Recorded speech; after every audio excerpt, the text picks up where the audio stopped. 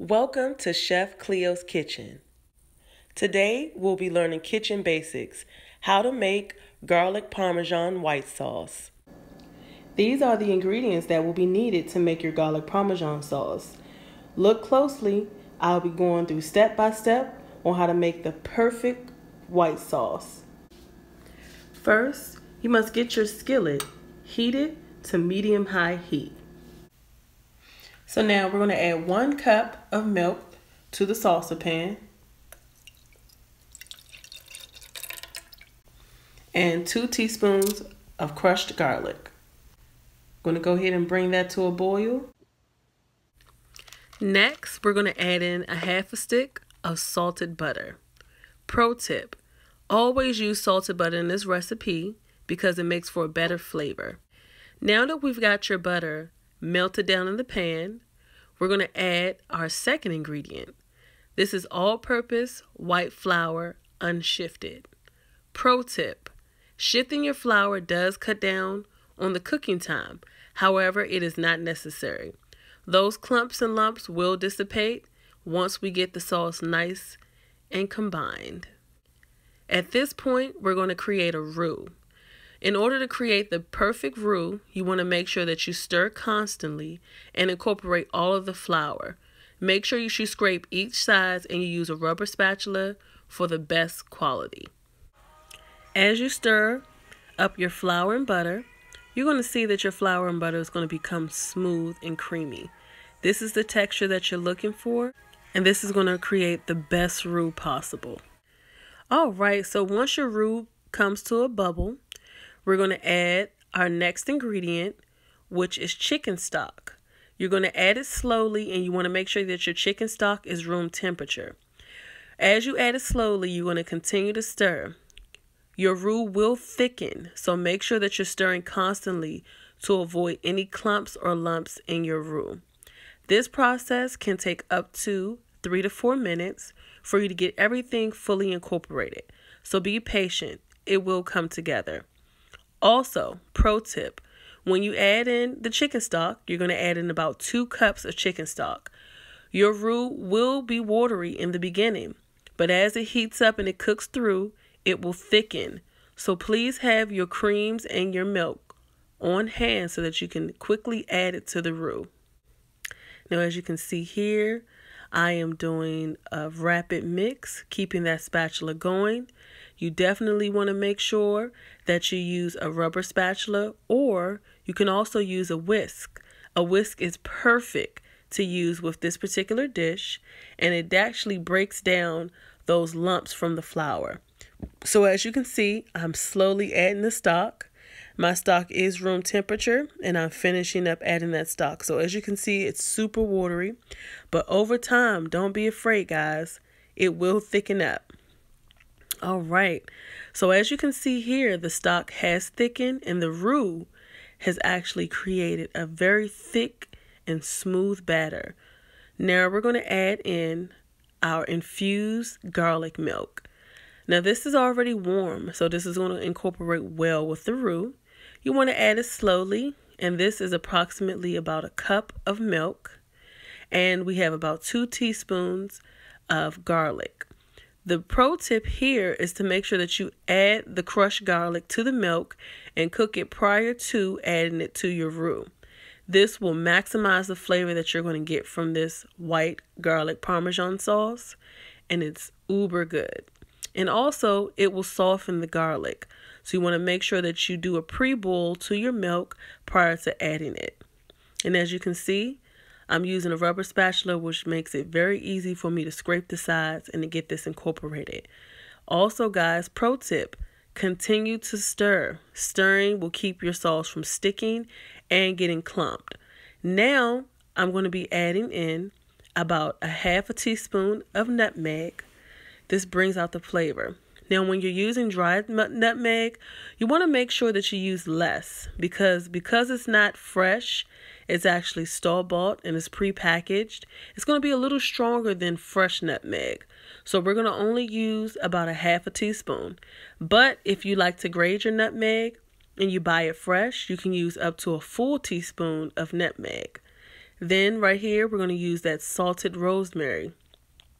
That's another flavor enhancer that we're going to add to this sauce. Now, if you don't have these gourmet salts on hand, that's perfectly fine. The recipe will still be wonderful without having that. This is Australian sea salt. So the flakes are a lot bigger than regular kosher salt, and it really has an impact on your flavor. So you want to really add a little bit at a time, and you want to taste in between adding salt because you don't want your sauce too salty. Remember, guys, this sauce requires a lot of stirring. So make sure you don't leave the pot and that you keep your spatula going throughout the process. So at this point, we're getting to the cheeses, my favorite part. So that is a sago cheese that we've used. That's approximately about a half a cup to a quarter cup of a sago. Now, you really want to cater it to your flavors and what your likings are. But me, I really love a sago cheese. So I went all out and I used a half a cup. But if you don't like a sago that much, or if it's really not a cheese that you really want to add, you can skip the Asago and just add Parmesan and Monterey Jack. But this is the first phase of my sauce, and I really love Asago, so I'm going all the way out. All right, so next we've added the Parmesan cheese. Parmesan cheese is going to be incorporated too. We're just going to give that a nice stir. And this is going to make the wonderful, most creamiest sauce. Make sure you keep the stir going. Now, we're going to add the Monterey Jack cheese.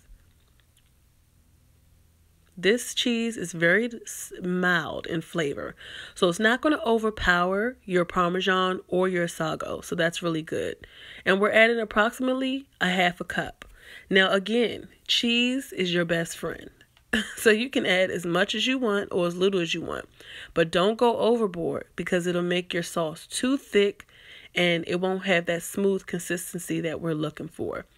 Also, make sure that you stir because you don't want your sauce to stick or burn in any places. Next, we're going to add our heavy cream. So we're getting close to the end of the process of creating this creating this white sauce. So this heavy cream is going to help blend everything together. It's going to help smooth things out. It's really going to add that balance and flavor. So you want to make sure that you add that cream towards the end because it cooks relatively fast. And we're going to take some fresh ground pepper and just kind of sprinkle that in there.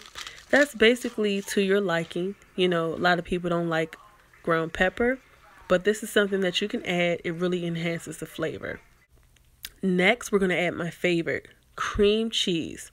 Now, make sure you get a quality cream cheese, guys. My preference of choice is Philadelphia because it has less stabilizers than regular brands.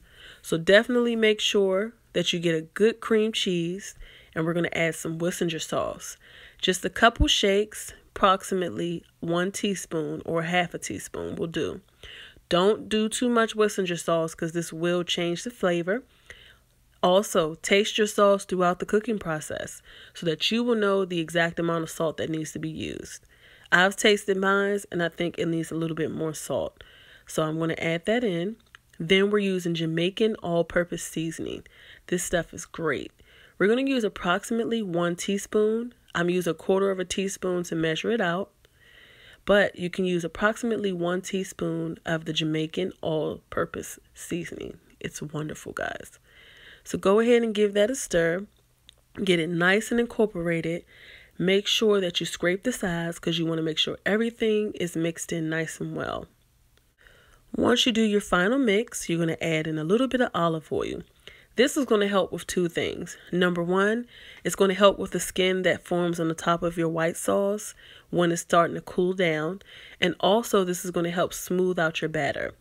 So please add the olive oil at the end of the cooking process because it's going to help greatly when it comes to cutting down on that skin that's on top of your white sauce. And mix. Make sure that you're smashing down your spatula to get rid of any small specks of cream cheese. All right, guys, so we're nearing the end of making our white sauce. The white sauce is completely finished, and as you can see, it's very thick, it's very smooth, and it also coats the spatula. So you want to make sure that your sauce is this consistency because it's going to coat those noodles well, or whatever you decide to use your white sauce on. This is a multi-purpose sauce, so it can be used on meats, fish, or anything. All right, we got a bonus in here for you guys. So I'm going to be sauteing some Cajun Old Bay shrimp. Only thing I have in that pan is butter and olive oil.